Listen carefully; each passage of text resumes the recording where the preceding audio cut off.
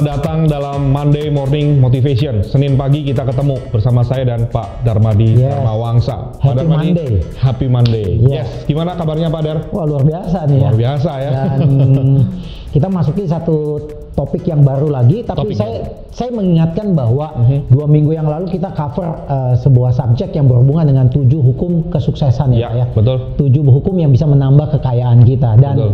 seperti yang saya tadi katakan, yang kita bahas itu adalah hukum. Pak David. Ya. Hukum itu artinya hukum itu berlaku universal. Oke. Yang namanya hukum gravitasi kan berlaku untuk semua manusia. Betul. Nggak ada manusia yang lain yang bisa terbang melayang, nggak ada. Semua sama-sama patuh terhadap hukum tersebut. Betul. Jadi hukum gravitasi Pak David patuh, saya juga patuh. Yes. Jadi yang kita bahas kemarin 2 minggu sebelumnya adalah hukum. Ya. Jadi itu berlaku untuk semua orang. Anda tidak mematuhi hukum itu, that's it, Anda akan gagal gitu ya. Ya. Nah, hari ini saya akan bahas bukan menjadi hukum, tetapi menjadi pilihan, Pak. Pilihan. Ya, karena hukum itu berlaku untuk semua orang, tapi pilihannya itu tergantung siapa yang mau mengambil keputusan, siapa yang tidak mau. Jadi hari ini memang sedikit levelnya lebih rendah dari 7 hukum pertama, karena 7 yang pertama itu adalah fundamental ya. Oke. Ya, yang 7 kedua adalah pilihan. Karena saya yakin sukses itu adalah sebuah pilihan. Setuju, Pak? Setuju. Benar. Sukses gagal adalah tujuan pilihan. Ya. Ada orang dilahirkan dari keluarga yang mampu, pendidikan tinggi, tapi dia tidak memilih kesuksesan, dia juga bisa gagal gitu ya. Ya, jadi demikian juga sebaliknya. Ada orang yang lahir dari keluarga yang tidak mampu, sekolah tidak ada, tapi dia juga bisa sukses. Betul. Jadi poin yang kedua yang kita mau bahas di sini adalah 7 keputusan yang bisa menjamin kesuksesan Anda. Cakep nih. Waduh, keren ya, nih. 7 keputusan. Jadi ini pilihan. Pilihan. Nah, teman-teman juga real estate agent ini menjadi pilihan untuk Anda ya. Bagaimana Anda bisa meraih kesuksesan. Mari kita bahas satu persatu lah ya. Mari, Pak. Ya, oke. Yang pertama adalah keputusan yang pertama adalah ya ini menarik bagi saya nih ya. Anda mesti marah. Marah, menarik nih. Agak bingung saya waktu saya membaca artikel ini, saya juga agak mulai bingung kenapa dimulai dengan marah. Marah itu konotasinya positif atau negatif? Negatif. Pak? Negatif ya. Iya. Apakah marah itu mempunyai sesuatu yang positif? Saya mulai berpikir gitu kan ya. Okay. Saya ambil contoh, kita pasti pernah nonton film yang superhero, ada satu superhero namanya Hulk. Yes. Ya. Nah, Hulk ini lucu. Dia sebenarnya perigai seorang profesor yang malu-malu, yang tidak punya rasa percaya diri, begitu ya. Tetapi ketika dia marah, dia berubah menjadi monster hijau gitu ceritanya ya. Dan dengan monster hijau ini kekuatannya berlipat-lipat, ya kan ya. Dan di situ menjadi kekuatannya dia, diferensiasinya dia. Iya kan ya. Dan hanya ketika dia marah, diferensiasinya keluar. Betul. Ketika tidak marah, diferensiasinya nggak ada. Iya. Nah, oleh sebab itu sebelum kita berpikir negatif, saya pengen kita sama-sama melihat bahwa marah itu ada hal yang positif. Mari kita bahas yang marah pertama. Secara positif. Iya, artinya gini nih, keputusan pertama ini Anda mesti marah sama diri Anda, marah tanda kutip gitu. Ya. Kemudian dia katakan bahwa tidak ada hal yang akan berubah, tidak ada akan hal yang terjadi kalau Anda nggak marah gitu. Ya. Ini menarik kadang-kadang ya. Setuju sih. Ada orang bilang, Pak, saya tuh mau nurunin berat badan saya loh, Pak. Kayaknya saya lebih 15 kilo. Namun, dia bisa terima keadaannya. Jadi, ya kenapa kamu belum berubah? Ya kan susah kan, Pak. Kan mesti diet, olahraga. Jadi, dia mau, tetapi dia nggak mau banget gitu, Pak. Ya. Dia mau, kalau perlu tidak ada usaha. Maunya gampang. Maunya gampang. Ya kan? Jadi saya mau sesuatu tapi dengan cara yang gampang, dengan cara yang cepat, dengan cara tidak menyiksa. Nah, ini kan bertentangan dengan hukum yang saya bahas awal kan? Ya. Jadi dia mau melawan hukum nih, hukum gravitasi yang kita ngomong 7 itu. Itu makanya akan susah. Ya. Oleh sebab itu, dia masukin unsur keputusan, yaitu Anda harus marah. Nah, sekarang di sini, kenapa marah gitu? Ya, kenapa? Ya, ambil contoh nih ya. Satu hari orang ini kelebihan berat badan. Satu hari dia mau pergi kantor ketemu dengan mitra bisnis yang penting gitu ya. Dia mesti cepet-cepet nih, udah mulai telat nih. Kemudian dia ambil pakai celananya. Semua celana dia pakai, Pak. Nggak ada satupun yang bisa dikancingin, Pak. Ngerti maksudnya nggak, Pak? Ya. Dia mungkin punya celana 4 gitu ya. Dia mau meeting cepet-cepet nih, dia ambil. Tapi satupun nggak ada yang bisa kancing. Wow. Hari itu dia marah sekali, dia bilang, ini kok bisa kayak begini nih? Ini nggak bener nih. Saya nggak boleh seperti begini lagi. Saya mesti ngubah diri saya. Dan kalau saya nggak ubah, ini benar-benar membuat saya tersiksa. Yes. Saya udah nggak bisa terima kondisi begini. Apapun saya nggak bisa terima. Umpama orang bilang, ya kalau lu nggak mau terima, berarti you mesti kurangin makanan yang berlemak. Oke, gue lakukan. Kalau you nggak bisa terima, you mesti olahraga teratur. Oke, gue lakukan. Jadi dia berani mempertaruhkan kesulitan-kesulitan itu demi untuk mendapatkan apa yang dia mau dengan cara marah. Dan jujur Pak, ini realitas terjadi dari banyak agent properti Pak. Saya sering ketemu agent properti begini, Pak, saya punya target Pak, tapi tolong motivasi saya Pak, saya tidak semangat mengejar target. Itu kan agak lucu ya. Dong. Agak lucu ya. Iya. You mau sesuatu tapi Pak tolong dong Pak, saya tapi tidak semangat ngejarnya. Pertanyaannya you mau atau nggak mau gitu kan? Ragu-ragu dia. Ragu-ragu, mau sih mau ya, tapi dia nggak willing to pay the price. Ya. Kayaknya harganya terlalu mahal untuk dibayar. Jadi kalau sampai orang tidak sampai di titik ini Pak, saya sangat percaya sulit berubah Pak. Oke. Mesti marah dulu pokoknya. Saya ambil contoh gini aja. Sebenarnya manusia itu mempunyai kelebihan kekuatan di dalam dirinya. Tapi kelebihan itu tidak bisa keluar kalau tidak diberikan sebuah kondisi. Ambil contoh begini, Pak David punya dompet. Yes. Oke, udah berapa lama Pak David punya dompet? Wah, sudah lama ya Pak ya? 5 tahun? Ya, lebih. Oke. Lebih lah. Pak David tidak akan membeli dompet baru kalau dompet itu tidak rusak banget atau tidak hilang dicuri orang. Setuju nggak? Setuju. Ya, Pak David akan hidup dengan dompet itu, nyaman dengan dompet itu. Ya. Kecuali kalau hari ini tiba-tiba Pak David kena copet. Oke. Dan dompet itu hilang. Oke. Mau nggak mau besok kira-kira Pak David punya dompet nggak? Iya, harus. Sama, banyak marketing juga kayak begitu Pak. Dia punya listing 4. Tiap kali listingnya satu kejual, dia dapat satu lagi. Jadi dia punya mindset, dia mentalitasnya adalah maintain 4 listing. Oh. Tapi kalau satu hari saya ambil 4 listingnya, dia bisa dapat 4 lagi yang baru. Oh. Tapi dia nggak bisa nyari 4 yang baru selama 4 listingnya masih ada di situ. Itu kan pola pikir. Aneh itu ya. Aneh. Pola pikirnya orang tuh masih punya kemampuan optimum. Ambil contoh, Pak David saya tes. Pak David lari 50 meter, jarak 50 meter. Saya pakai stopwatch. Pak David lari. Oke. Lari ya. Ya. Pak David tetek. Saya, wah Pak David 50 meter 10 detik nih Pak. Oke. Pak David bilang, lumayan juga. Oke. Bapak mau lebih cepat nggak? Mau. Oke. Pak David lari lagi. Tapi kali ini kalau Pak David bisa pecahkan 10 detik, saya kasih uang 1 juta. Pak David lari lagi nih. Yang pertama kan tidak ada apa-apa kan, saya hanya suruh lari kan. 10 second ya tadi. Kira-kira bisa nggak? 9. Hah? Bisa. Bisa. Pak David lari karena pengen dapat uang 9 juta. Ya kan? Sampai Pak David bilang, berapa? 9 detik. Wah, aku pecahin rekor aku. Iya, Pak David mau lari lebih cepat lagi. Bisa emang ya Pak? Bisa, silakan. Saya lepasin anjing. Yang galak gitu ya. Ini kali Pak David larinya kencang banget nih. Pasti. Ya, lebih kencang ya. Ya. Loh, sekarang berarti sebenarnya Pak David punya kemampuan lari itu sebenarnya masih bisa ditingkatkan ternyata ya. Iya. Tetapi dengan kondisi-kondisi tertentu ya. Iya. Nah, biasanya orang marah itu Pak, karena kondisi-kondisi tertentu itu hilang Pak. Ambil contoh gini Pak. Dia kalau nggak baik, dia kalau nggak capai targetnya, anaknya punya uang sekolah nggak bisa dibayar, anaknya nggak bisa sekolah. Marah itu Pak. Dia kalau nggak bisa capai targetnya, liburan yang dia janjikan untuk keluarganya, dia tidak bisa bayar. Marah dia Pak. Ya. Bukan hanya dia, keluarganya marah sama dia. Nah, ketika dalam proses seperti begini nih, ya kan, orang tuh keluar. Mungkin Pak David pernah dengar cerita orang yang dikasih taruhan sama raja, siapa yang bisa nyelamatin putri saya gitu kan. Kemudian tapi harus berenang di kolam buaya gitu kan ya. Kemudian ada yang berhasil kan. Kemudian ditanya, kenapa Anda berhasil? Dia bilang, pertanyaan saya sebelum saya jawab itu, siapa yang dorong saya sebenarnya? Kadang-kadang kekuatan itu muncul ketika Anda kepepet. Setuju nggak ya? Power of kepepet. Iya, jadi di season pertama yang saya mau ngomong bahwa apa Anda benar-benar marah dengan kondisi Anda, Anda tidak bisa terima kondisi Anda luar biasa. Tapi ada juga orang bisa berubah tanpa harus marah. Ada juga Pak. Ya, ada juga. Maksudnya dia punya kesadaran sendiri gitu. Kesadaran sendiri. Jadi dia lebih fokus terhadap reward. Kalau yang saya tadi you have to get angry nih karena Anda fokus terhadap punishment-nya Pak. Dan ini udah terlalu ekstrim nih Pak. Saya lebih senang Pak David lari untuk ngejar uang 1 juta dan bisa memecahkan rekor Bapak dibandingin saya pasang anjing herder. Jujur Pak, saya lebih suka. Tapi jujur Pak, anjing herder itu mampu membuat Pak David pecahkan rekor Pak. New record. Karena unsur negatif itu kadang-kadang impactnya sangat lebih kuat dibanding unsur yang positif. Ya kan? Bener ya? Betul. Kadang-kadang orang dibilang anaknya di sekolah gitu, kamu kalau dapat angka 95 papi beliin mainan baru, happy aja. Beda kalau saya ngomong, Pak, kalau kamu nggak 95, kamu hari ini nggak boleh makan. Itu beda Pak. Lain tuh Pak, lain ya. Jadi ini tidak boleh sering-sering dipakai Pak. Ini hanya sekali-sekali Pak.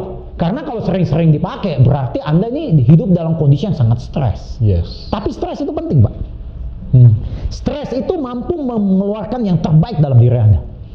Dan saya sangat yakin saya bisa ngepepet orang ketika dia di dalam posisi terancam. Kadang-kadang keluar, tapi nggak boleh lama, Pak. Ya kan ya. Bahkan saya lebih kejam lagi dari anjing herder tadi. Gimana? Kalau Pak David sampai bisa lari lebih cepat dari 9 detik, 8 detik anjing herder. Saya bilang sama Pak David. Pak David, saya yakin Pak David bisa pecahkan 8 detik lagi. Gimana? Pak David bilang, gimana caranya? Saya akan undang Pak David punya anak yang paling Pak David kasihi. Kemudian saya kokang pistol, Pak. Kemudian saya bilang, lihat jam itu Pak David, kalau tidak bisa pecahkan 8, ditembak. Oh, Ngeri itu, Pak. 1 detik saya nyampe, Pak. Bahkan Pak David bisa lari lebih cepat dari pelurunya kali ya. Oke. Flash. Jadi poinnya saya kembali lagi, jangan terlalu negatif dengan kata angry ya. Sebenarnya angry itu adalah sebuah titik di mana kutub itu akan berubah. Adalah sebuah persimpangan di dalam hidup ketika Anda udah bilang enough is enough. Cukup. Saya tidak bisa hidup dengan begini lagi. Yes. I have to change. Kadang-kadang angry itu timbul karena pengalaman orang lain.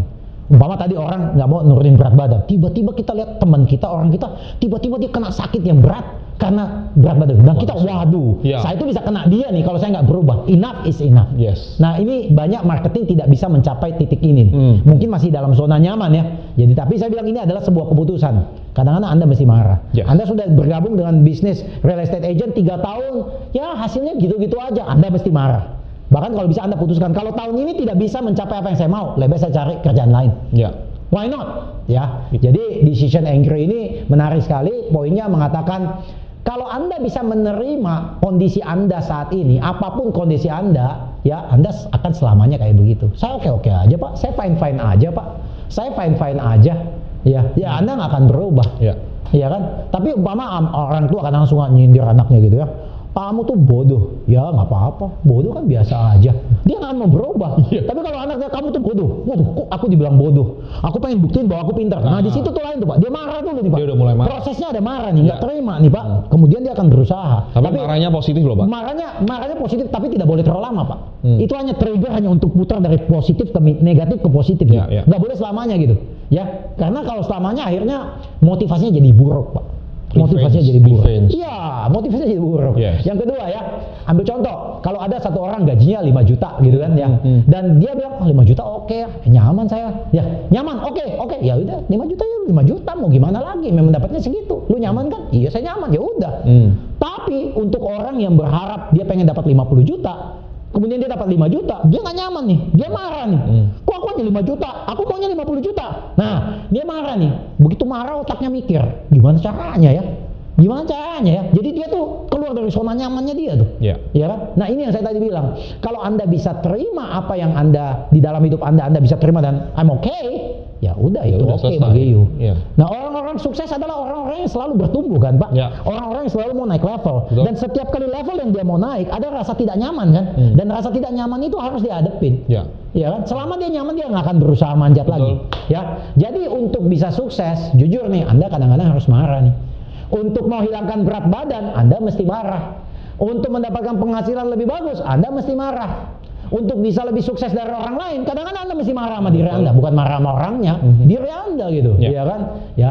Jadi, kenapa marah itu penting? Karena marah menciptakan gerakan. Anger creates drive to change. Oh, ini bagus sekali. Kemarahan itu menciptakan sebuah drive, sebuah movement, sebuah momentum untuk berubah. Hanya sebuah momentum loh, hanya sebuah drive. Untuk ngikut ke situ nggak boleh marah gitu kan ya. Positive thinking kan ya. Jadi kayak switch Pak, on and off. Jadi angry creates drive to change. Oke. Kalau Anda nggak marah, Anda akan melakukan hal yang sama setiap hari demi setiap hari. Makanya ada orang itu aja. Iya, makanya ada orang setiap awal tahun Januari setting goals gitu kan. Nggak kecapai. Udah 10 tahun itu doang nggak kecapai doang, Pak. Resolusinya? Karena nggak marah, Pak. Mungkin 2, karena nggak ada hadiahnya, rewardnya, dan karena nggak marah. Oke. Oleh sebab itu, mari kita sama-sama katakan, saya marah. Saya marah. Kira-kira Pak David mau marah apa nih sama diri Pak David? Saya mau lost weight Pak. Iya, marah bener ini ya. Marah. Kalau hanya mau kan nggak bisa. Saya Harus gitu kan ya. Ya. Jadi ada bahayanya loh Pak. Karena marah pasti ada bahayanya Pak. Iya, bahayanya apa nih kalau nggak lose weight? Mulai Bapak pikir kesehatan saya terganggu, ya kan? Baju saya udah nggak bisa saya kancing, mau apa lagi gitu kan ya. Setuju. Bahkan Pak David malah mempunyai motivasi tambahin gini. Kalau saya bisa lose weight, saya bisa beli baju baru nih. Nah. Iya kan, ada baju baru nih ya. Itu Jadi kalau nggak menciptakan itu sebagai sebuah driving force, kenapa saya taruh di season pertama ini? Karena saya berharap teman-teman yang nonton mungkin banyak di antara Anda dalam posisi yang nggak nyaman gitu ya. Ke kiri salah, ke kanan salah. Apakah saya cocok di bisnis ini atau saya cari bisnis lain? Anda lihat nggak ya? Banyak yang ngambang di situ nih. Kayak kenapa teman saya lebih sukses, kenapa saya di sini. Nah, kalau Anda mau mulai melakukan sebuah repositioning diri Anda supaya Anda lebih firm, marah dulu. Apa yang lo nggak puas? Tulis nih 3 hal yang lo nggak puas dalam hidup lo. Itu starting point nih. Ya. Bukan artinya setelah Anda tidak puas, Anda dapatkan apa yang Anda mau. Itu bukan tujuan saya. Ya. Tetapi itu sebenarnya sebuah trigger supaya Anda mulai mengejar apa yang Anda mau. Just do it itu bukan artinya you will get the result. Just do it is about starting, it's not about finish. Yes. Finish banyak hal yang Anda harus lakukan. Tapi yang paling banyak orang kan nggak start gitu. Yes. Iya. Setuju. Jadi decision pertama ini marah ya. You have to get angry. Ya, Marah, jadi Pak. kalau Anda nggak dapat you got to get angry. Oke. Oke. Ya, kita lanjutkan ya. Luar biasa nih ya. Yes. Oke, yang kedua adalah keputusan lagi. Ini adalah pilihan adalah Anda harus mampu mengqualify diri Anda atas masa depan yang Anda inginkan gitu. Saya pernah bercakap-cakap dengan teman saya ya di perusahaan lain ya. Waktu itu posisinya manajer dan dia mentok di manajer cukup lama begitu ya. Kemudian saya bilang, waduh, kamu tuh mentok ya di manajer. Dia bilang, iya.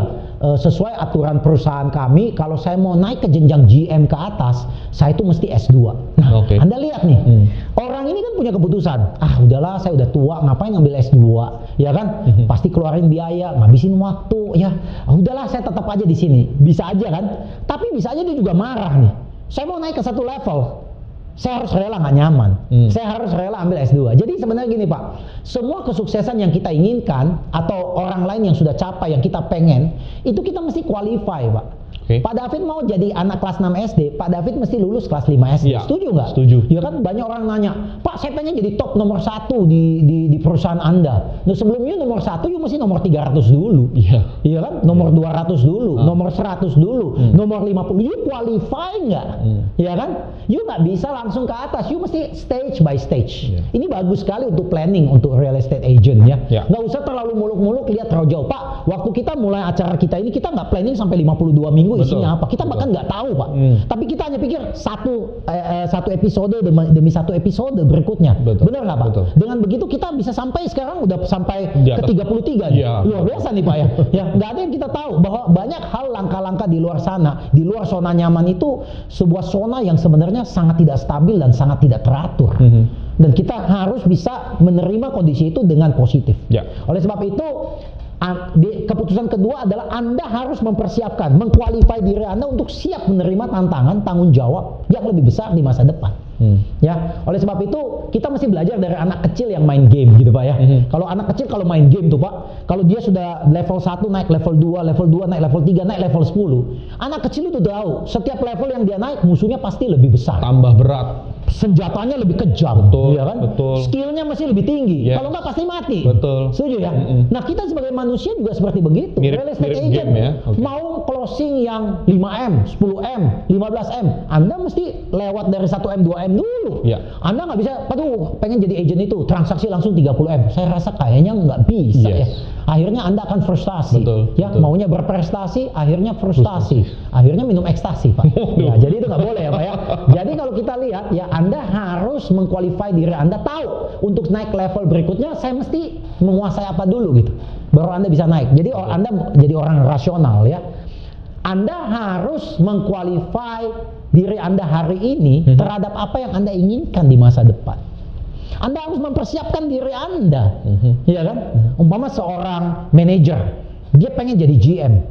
Dia bilang nanti gini, nanti setelah saya jadi GM, baru saya belajar apa yang harus saya lakukan sebagai GM. Nggak bisa. Sudah telat itu. Waktu Anda jadi manajer, Anda sudah menempatkan diri Anda seakan-akan Anda seorang GM. Tanggung jawab Anda udah naikin.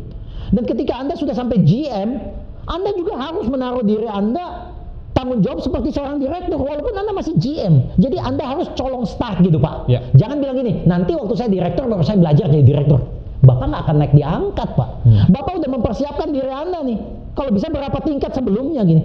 Bahkan ketika Anda dalam level yang paling bawah mungkin, staff, supervisor, tapi behavior Anda sudah sampai di level direksi itu luar biasa loh Pak. Anda berarti udah colong start. Kelihatan sekali attitude Anda beda. Setuju. Nggak mentalnya kayak gini nih. Oh maaf Pak, saya nggak mau kerjain yang ini. Kenapa? Ini bukan job desk saya. Loh, kalau dilihat perusahaan kayak begitu, oh orang ini mah hanya hitungan sama perusahaan, nggak usah dinaikin, kunci aja di situ. Anda nggak akan bisa maju. Betul. Anda bilang Pak, ada tantangan apa yang lebih besar yang saya bisa kerjakan sekarang Pak? Wah, ini luar biasa nih. Dia pengen upgrade dirinya, dia challenge dirinya untuk perusahaan lebih maju. Pasti dikasih jalan Pak. Yes. Oke? Ya. Berikutnya, bahkan saya katakan bahwa Anda kadang-kadang bukan hanya qualify, Anda kadang-kadang bisa over qualify. Over qualified. Jadi you kerja gitu ya. Marketing ini, agent ini kalau disuruh dikasih target, cari 2 orang baru hari ini. Dia nggak nyari 2 Pak, nyari 10 langsung dia Pak. Over qualify Pak. Dahsyat. Umpama dia dikasih tahu, dari 5 prospek yang Anda cari, 5 itu bisa dapat 1 listing. Oh dia nggak nyari 5 Pak, dia nyari 50 langsung Pak. Jadi dia nggak tergantung dari target yang diberikan. Bagi dia, saya mesti over qualify nih. Kira-kira kalau dia nyari prospek 50, kemungkinan dia closing 1 tuh lebih besar nggak? Pasti lebih besar. Betul. Jadi setiap kali harus over qualify diri kita. Karena over qualify itu yang sebenarnya Anda berada di luar zona nyaman. Anda menjadi manusia versi yang lebih baik. Anda jangan jadi manusia versi yang ya itu aja, nggak maju. Ini diferensiasi juga nih Pak, orang-orang over qualify berarti. Oh iya, nah ini over qualify ini diferensiasi Pak. Anda mempunyai nilai tambah. Iya. Apalagi kalau kita lihat orang-orang di industri yang berhubungan dengan digitalisasi teknologi. Kadang-kadang kalau mereka nggak mau belajar sesuatu yang baru, 1-2 tahun ketinggalan mereka Pak. Benar Pak? Betul. Orang-orang IT yang dulunya bilang mereka orang teknik komputer, itu bisa aja jadi data entry Pak. Karena udah ketinggalan Pak. Bisa nggak ini? Nggak bisa Pak. Bisa ini? Nggak bisa. Ya udah lu data entry, masukin angka, enter. Nah bahaya loh Pak. Yes. Bahaya. Ya, oleh sebab itu decision kedua Anda selalu melihat ke depan. Ya. Saya ingin mencapai ke tempat itu, apa yang dibutuhkan? Training apa yang harus saya ikuti?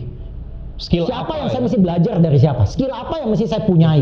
Betul. Buku apa yang saya mesti baca lagi? Yes. Nggak mungkin kita berdua ngomong di sini, ngomong ngalor gitu. Pak David nanya Pak Darmadi, Pak, terakhir baca buku kapan? 20 tahun yang lalu. Nah, ilmu apa yang Pak Darmadi punya ini nih? Ini ilmu basi semua dibuang, bener nggak? Ya kan? Harus baca dulu terus dong. Yes. Saya mesti qualify terus gitu. Ya. Saya zaman dulu ingat waktu saya jadi motivator, saya paling seneng kenapa? Apa? Karena saya belajar banyak pembicara motivator lainnya, malas baca buku, Pak. Oke. Jadi ilmunya ya itu aja. Oke. Jadi setiap kali datang ngomongnya itu aja, Pak. Sama terus. 20 tahun ngomongnya itu aja. Bawat Pak, ini gampang nih Pak. Kalau saya nih, kalau baca buku terus nih, saya berarti over qualify nih. Bisa lebih bagus jadinya Pak. Mungkin saya dulu lebih jelek, tapi saya akan bisa lebih bagus karena saya qualify, over qualify. Yes. Sama dengan Anda sebagai real estate agent.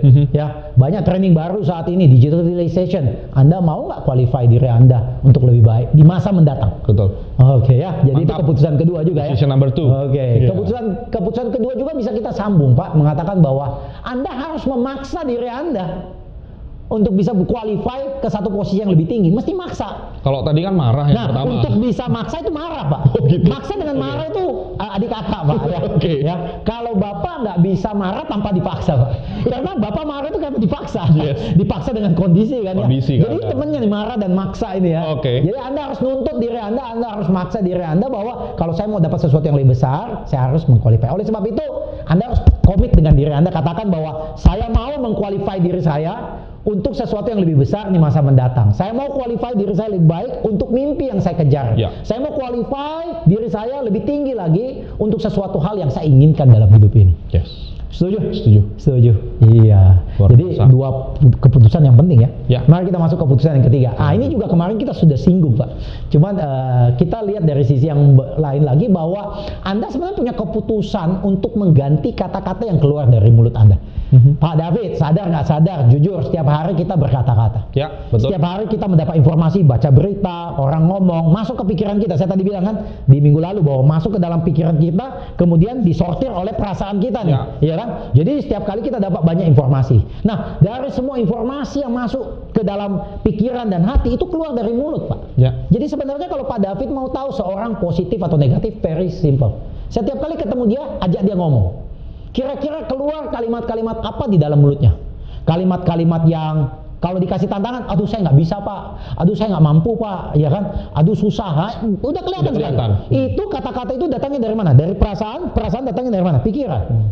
Jadi kalau orang seperti begitu prosesnya Pak, udah pasti nggak akan masuk cuttingnya untuk menjadi orang sukses Pak. Yes. Jadi di sini bilang, Anda harus mengambil keputusan ketiga bahwa Anda harus mulai mengganti kata-kata Anda. Berhati-hati terhadap kata-kata Anda.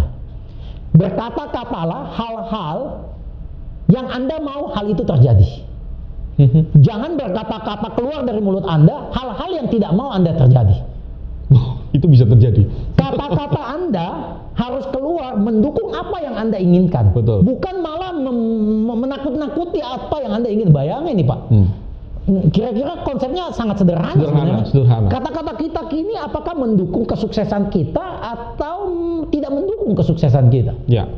Ya, kata-kata penting Pak. Oleh sebab itu ada cerita, saya mulai dari cerita. Ini cerita nih, ada sebuah monastery ya kali ya.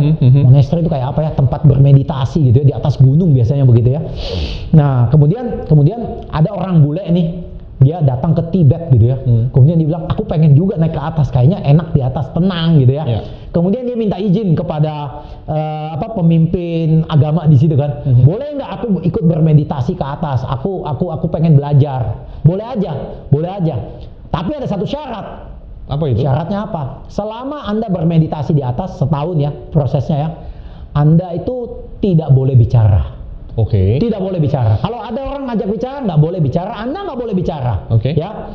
Dan setiap kali setahun berakhir, Anda hanya dikasih kesempatan bicara, tetapi hanya boleh keluar 2 kata saja. 2 kata. Jadi hati-hati loh. Ya. Jadi di sini nih begitu you bicara, langsung dapat kartu kuning, langsung kartu merah, langsung Disqualified. udah turun, udah nggak usah ikut. Ya. Wah si bule ini pikir Gampang. lumayan juga, gampang nih ya, gampang dah ya. Kemudian dia naik. Oke. Hari pertama, kedua, ketiga dia berusaha tahan ya. Dia berusaha nggak bicara. Dan Bapak harus tahu bule ini ternyata seorang extrovert gitu kan ya. Yang pengen ngobrol sama orang ya. Udah 3 hari, 1 minggu, 2 minggu nggak bicara tuh udah mulai susah Pak. Tapi karena dia pengen lulus, dia tahan Pak. Dia tahan. Setahun ya, tahan. Wah, setahun akhirnya berhasil nih. Berhasil Pak. Senang minta ampun. Boleh Kemudian ngomong dia. dipanggil sama kepala kan. Oke, you lulus 1 tahun ini dan hadiahnya lu boleh ngomong 2 kata saja. Apa Coba simpulkan apa yang you rasakan selama 1 tahun ini dalam 2 kata. Waduh, dia pikir baik-baik dengan penuh kesulitan yang dia hadapi setahun itu. Akhirnya dia punya kesimpulan Pak. Karena waktu itu dia tinggal di monastery itu tidak ada ranjang, tidak ada matras gitu ya. Jadi tidurnya di lantai. Sebelumnya dia nggak pernah tidur di lantai sebelumnya. Jadi badannya tuh rasa patah-patah gitu Pak ya. Jadi dia mau komplain Pak. Jadi dia ngomongnya artinya dia bilang gini nih. Dia bilang bad heart. Bad itu tempat tidur, heart itu keras. Jadi hanya itu aja kesimpulannya. Oh, kata kepala biksu. Oke. You masih mau terusin nggak? Mau. Masuk lagi. Setahun nggak boleh ngomong. Tahun kedua. Waduh, ini siksa bener nih orang ekstrovert. Masuk lagi. Tapi karena dia pengen lulus, dia tahan setahun lagi. Setahun lulus keluar, dipanggil lagi. Wah, you hebat, you udah lulus. Dapat bonus nih. Bisa bicara 2 kata saja. Apa yang you mau katakan? Dia pikirin lagi, dia simpulin apa yang dia pelajarin. Dia bilang waktu dulu sebelum masuk sini aku bisa makan steak, aku bisa makan burger, aku bisa makan spaghetti. Di sini makanannya nggak enak. Makanan Asia nggak enak, gue nggak bisa telan, gue sampai kurus katanya. Jadi apa yang dia mau keluarin? Akhirnya dia bilang apa? Bad food katanya. Bad food, makanan nggak enak. Bad food, oke, lulus. Masih mau masuk? Masih mau setahun lagi, 3 tahun kan? Masih mau ya? Masih mau 3 tahun gitu ya? Ya masuk lagi dia setahun penuh. Dan sama juga nggak bisa bicara. Dan tahun ketiga dia lulus. Untuk lulus mesti 4 tahun Pak. Ini udah tahun ketiga nih Pak. Jadi sebentar lagi nih Pak. Tapi kali ini dia keluar dikasih kesempatan. You lulus, dapat lagi 2 bonus. Bonus yaitu bicara 2 kata. Kali ini dia bilang apa? I quit katanya. Saya berhenti, I quit katanya. Kemudian kepala biksu itu kemudian ngelihat dia cengar-cengir, dia bilang, sebenarnya saya tuh udah ngelihat kamu tuh mau berhenti tuh dari awal-awal. Wah, kok bisa? Dia bilang, aku 3 tahun loh baru aku quit. Sebelumnya aku belum mau quit loh. Dia bilang enggak. Sebenarnya di awal-awal kamu udah quit kok. Loh, kok bisa? Saya hanya ngomong pada tahun ketiga dia bilang enggak. Masih ingat nggak waktu tahun pertama kamu bilang apa? Jangan keras. Kamu udah komplain. Kamu udah nggak suka. Ya. Kemudian tahun kedua kamu bilang apa? Makanannya nggak enak. Food bad, bad food, ya kan? Makanan nggak enak kan? Kamu udah komplain. Komplain, ujungnya Quit. I quit. Jadi sebenarnya you nggak quit sekarang, you quit sebenarnya udah dari awal. Karena kata-kata yang keluar dari mulutmu merepresentasi pikiranmu. Yes. Dan ketika pikiranmu sudah negatif, Anda tidak bergerak menuju apa yang Anda mau, Anda bergerak menuju apa yang Anda nggak mau. Ya. Anda mau lulus menjadi murid di sini, tapi kata-kata Anda membuat Anda tidak mau. Menarik sekali itu. What do you think story-nya? Iya. Mudah ya? Mudah. Hati-hati loh Pak, apa yang kita ngomongin Pak. Mudah-mudahan selama 32 episode sebelumnya kita ngomongnya yang positif semua. Yes. Iya, positif semua ya. Yes. Ya, oke ya. Jadi oke. Jadi poinnya adalah kata-kata yang keluar dari mulut kita menentukan arah kemana kita pergi. Menarik sekali. Jadi mulut kita ini membawa kita kemana kita pergi. Ya. Kita ngomong susah jadi susah. Ada orang bilang mulutmu adalah harimaumu ya. Ya, jadi mulut itu harimaumu kan. Bisa makan diri sendiri. Iya, jadi kemana Anda bawa mulut? Kemana Anda mau pergi? Mulut Anda juga harus sejalan dengan kemana Anda mau pergi, ya kan? Ya. Mulut kata-kata Anda itu menentukan apakah Anda akan berhenti atau Anda mau coba terus. Ya kan? Coba Pak David kalau treadmill nih sambil lari udah capek nih. Aduh sebentar lagi jantung aku copot nih. Aduh kaki aku engselnya patah nih 2 menit lagi nih. Gak akan lari Pak. Copot. Kalau orang mau lari nih terus tahan, masih bisa. Ayo, anak kecil aja bisa, masa kamu nggak bisa? Kata-katanya itu memperkuat dirinya Pak. Ya. Sekarang apakah kata-kata kita memperkuat diri kita atau kata kita menghancurkan semangat kita? Mesti hati-hati. Anda yang putusin loh. Ini karena ini keputusan. Ya. Berikutnya. Kata-kata Anda itu seperti kayak kendali kapal laut gitu ya. Walaupun kapal laut itu besar, tetapi dikendalikan oleh kemudi yang kecil gitu ya. Ya, satu kali banting kiri, satu kali banting kanan itu arahnya beda loh Pak. Beda. Iya kan? Ya, jadi kata-kata Anda itu seperti kemudi yang menentukan kemana kapal itu berlayar. Oleh sebab itu pertanyaannya, apakah saat ini Anda kerjanya hanya mengeluh terus? Life is not fair. Life is not fair. Life is not fair. Jujur, life is not fair. Yeah. So, kalau life is not fair, it's not fair for you, it's not fair for me too. Yeah. Jadi sama sebenarnya. It's quite fair. Life is not fair for you, for me, for it. Jadi life is quite fair. Yeah. Ya. Jadi, are you complaining? Apakah Anda adalah tipikal orang yang selalu ngomong, kayaknya keadaan nggak akan berubah. Kayak begini aja, susah terus, resesi terus, nggak gampang terus. Apakah Anda tipe orang begitu? Atau Anda adalah orang-orang yang menggunakan kata-kata Anda menuju ke tempat Anda mau pergi? Anda mau jadi nomor 1? Yes, sebentar lagi aku akan menjadi nomor 1. Anda mau jadi yang terbaik? Yes, aku pengen menjadi yang terbaik. Semoga kata-kata saya, tindakan saya, hasil saya mengikuti apa yang saya mau. Ini keputusan Pak, nggak gampang nih Pak. Nggak gampang. Kelihatannya sederhana, tetapi dalam aplikasi tidak segampang Anda tahu. Setuju. Saya rasa mungkin saya berhenti di 3 keputusan awal ini dulu Pak. Yes, setuju. Berhenti, Pak. Kita summary dulu ya. Boleh. Summary ya. Jadi keputusan pertama kita ngomong mengenai Anda mesti marah. You have to get angry. Ya, Anda mesti marah ya. Angry. Yang angry ya. Dan kemudian kedua keputusannya adalah kita mesti qualify. Ya, berarti kita mesti curi start nih. Kalau kita mau menuju ke tempat yang lebih tinggi, kita mesti latihan di sini. Supaya pas di sini nggak kaget Pak. Nggak kaget Pak. Dan yang ketiga ya, kita tadi bilang kita harus hati-hati dengan mulut, kata-kata yang keluar dari tempat kita. Gunakan kata-kata kita menuju tempat yang kita inginkan, bukan membawa kita ke tempat yang tidak kita inginkan. Yes, luar Saya biasa. rasa 3 keputusan ini saja udah membuat hidup kita pasti berubah. Ini seperti switch dari off ke on. Dan itu kita butuhkan saat ini. Mantap Padar, kita masih simpan ada 4 lagi Padar. Yes. Kita selesaikan dulu di session ini, so stay tune in Monday Morning Motivation.